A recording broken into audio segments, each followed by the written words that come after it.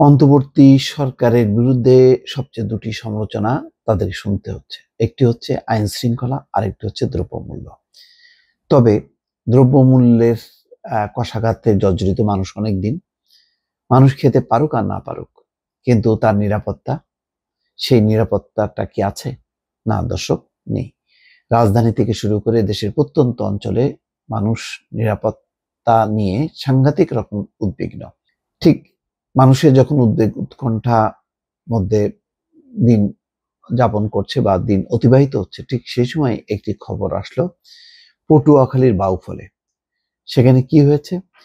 শিবু বণিক 65, সেই অঞ্চলের একজন বড় ব্যবসায়ী, তাকে অস্ত্রের মুখে অপহরণ করে নিয়ে গেছে দুর্বৃত্তরা। এই সময় দোকানে 2 কর্মচারীকে বেঁধে দোকানের 5 লক্ষাধিক টাকা লুট করে নিয়ে যায় বলে অভিযোগ পাওয়া গেছে। শুক্রবার রাত 10টার দিকে উপজেলার কালাইয়া বন্দরের মার্চেন্ট পোর্টটিতে এই ঘটনা ঘটে। একটা মার্চেন্ট পোর্টটি এলাকা, সেই এলাকায় রাত 10টার সময় ঘটনা ঘটলো।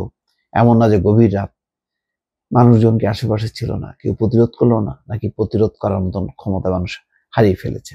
স্থানীয় ব্যবসায়ী এবং দোকান কর্মচারীদের সঙ্গে কথা বলে জানা গেছে, শিবু বণিক ওই বন্দরের একজন বড় ব্যবসায়ী। তিনি চাল, ডাল, আটা সহ বিভিন্ন পণ্যের পাইকারি বিক্রেতা। শুক্রবার দোকানের সারাদিনের হিসাব বুঝে নিয়ে দোকান বন্ধ করার প্রস্তুতি নিচ্ছিলেন শিবু বণিক। রাত 10:15টার দিকে 8-10 জন একটি মুখোশধারী দল দোকানে ঢুকে অস্ত্রের মুখে জিম্মি করে শিবু বণিক সহ শঙ্কর ও তাপস নামে 2 কর্মচারীকে। তাদেরকে বেঁধে ফেলে সন্ত্রাসীরা। পরে তারা দোকানের ক্যাশে থাকা 5 লক্ষাধিক টাকা লুট করে নিয়ে যায়। এক পর্যায়ে শিবু বণিককে বেঁধে ট্রলারে উঠিয়ে অপহরণ করে নিয়ে যায়। এই খবর ছড়িয়ে পড়লে এই বন্দরের 5 শতাধিক ব্যবসায়ী আতঙ্কিত হয়ে পড়ে। তো কথা হলো যে এই বন্দরে এরকম একটি ঘটনা ঘটলো আশেপাশে 10টার সময়, সবাই নিশ্চয়ই অন্যরাও তাদের ব্যবসা তখন গোটাচ্ছিল। কেউ প্রতিরোধ করলো না। সব পুলিশ আসবে, তারপরে উদ্ধার করবে। কেমন কথা? সামাজিক প্রতিরোধ বলে যে কথা আছে, সেটা কই? আগে তো এই ধরনের ডাকাতি বা অস্ত্রধারীদের বিরুদ্ধে মানুষ প্রতিরোধ করে, মানুষ ধাওয়া দেয়, এমনকি গণপিটুনির শিকারও হয়।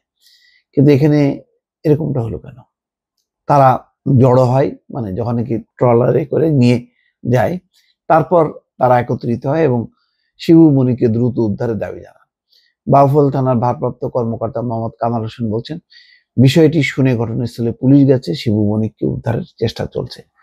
কিন্তু চেষ্টা চলছে, ঘটনা তো ঘটে গেল, সামাজিকভাবেও প্রতিরোধ করা গেল না।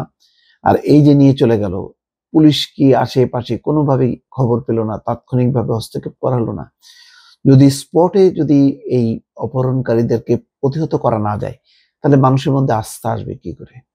বিষয়টি এই ঘটনা তো ওই এলাকা শুধু না, এই ঘটনা যখনই খবরের কাগজে প্রকাশিত হয়, তখন দেশের সাধারণ মানুষও কিন্তু আতঙ্কিত হয়ে যায়।